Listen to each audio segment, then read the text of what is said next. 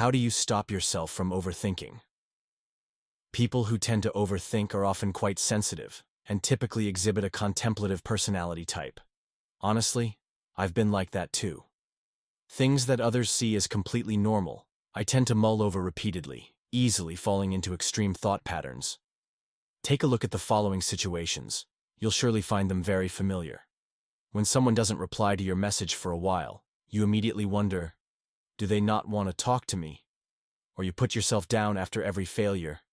And the more you think about it, the more useless you feel, spiraling into a cycle of negativity.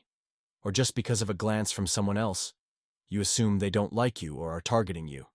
So, if you want to break free from the habit of overthinking, you need to check out this method. This is something I learned from Harvard University's happiness course. For example, when evaluating a situation, you can apply the 3M rule to determine whether you're distorting reality, thereby preventing unnecessary negative emotions. Once you recognize that you're falling into a thinking trap, you'll gradually regain your rationality. The first M, magnification, exaggerating the situation. For instance, if you don't do well on a test, you feel down. At first, that's completely normal. But then, you start overanalyzing. I did poorly on the test. Am I just too dumb? I have no talent for studying at all. Will I keep failing like this forever? In reality, you could simply think of it as a slip-up, or acknowledge that you haven't been studying well lately. But instead, you blame yourself, concluding that you lack any talent for learning. The more you dwell on it, the more convincing this thought seems, and you even dig up past failures as proof. The result? The more you overthink, the more anxious you become, and your mood worsens. This is the consequence of magnifying the situation.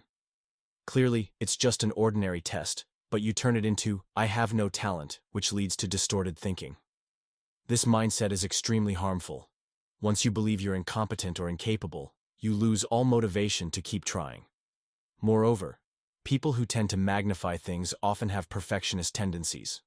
They want to excel at everything, and if they don't, they feel like a failure. To them, failure is something catastrophic. For example, I didn't do well on the test. There must be something wrong with my brain. I'm bad at writing. I probably have no talent for it since childhood. They didn't reply to my message. They must hate me now. I've fallen into this trap too. If I texted someone and they didn't reply right away, I'd think, did I bother them? And feel restless waiting. If a few hours passed with no response, I'd convince myself, they certainly don't like me, and then scroll through old messages to see if I said something wrong. In the end, I'd only be torturing myself. So, what's the solution?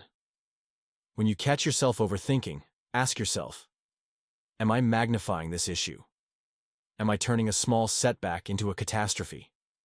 Is my conclusion based on facts? For example, if you don't do well on a test, you could remind yourself, sure, I didn't do great this time, and I'm not happy about it.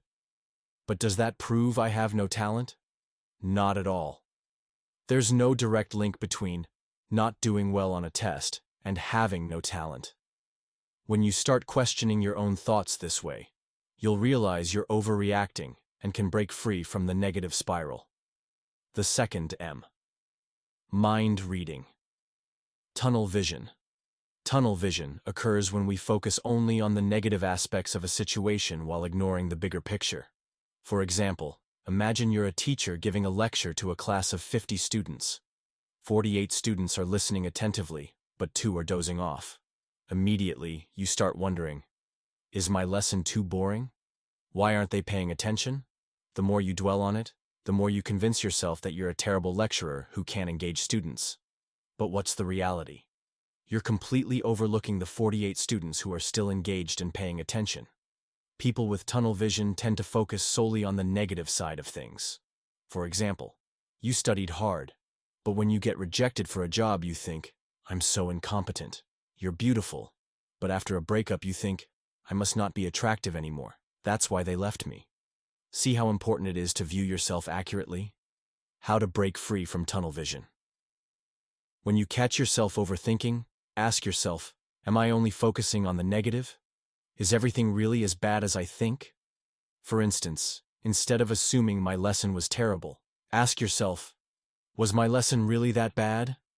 By questioning your own thoughts, you'll gradually step out of the emotional spiral and start seeing the situation more rationally. The third M, making up stories, fabricating narratives.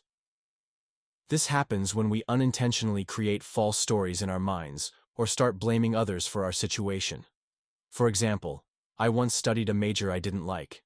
Every day felt like torture to me. While my friends enjoyed conducting experiments, I just felt bored. I regretted not switching majors when I had the chance, and I started blaming my parents. They chose this major for me. That's why I'm suffering. But what's the truth? My parents had actually asked for my opinion before choosing the major.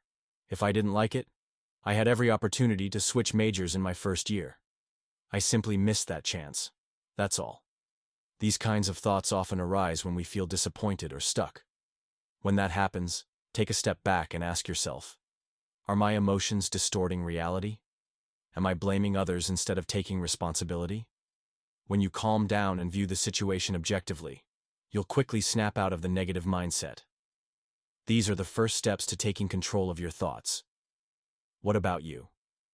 Do you have any special techniques for stopping overthinking? Share your thoughts in the comments below. I'd love to hear your story.